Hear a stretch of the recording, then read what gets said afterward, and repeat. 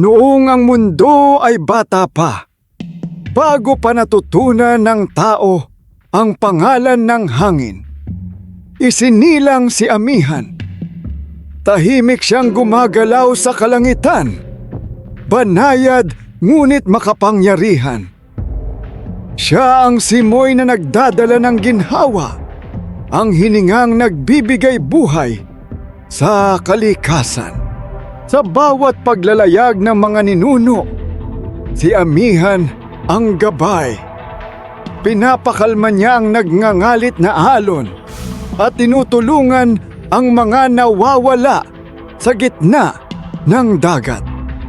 Kapag dumating ang malamig na hangin, alam ng mga mandaragat, may nagbabantay sa kanila.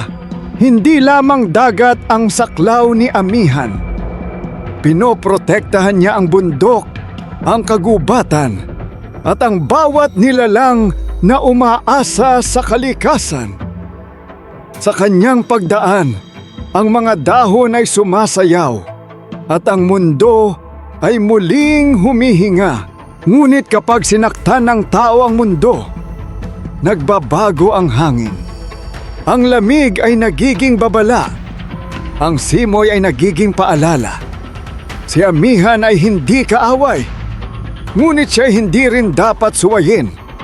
Dahil ang kalikasan, kapag napuno, ay marunong maningil.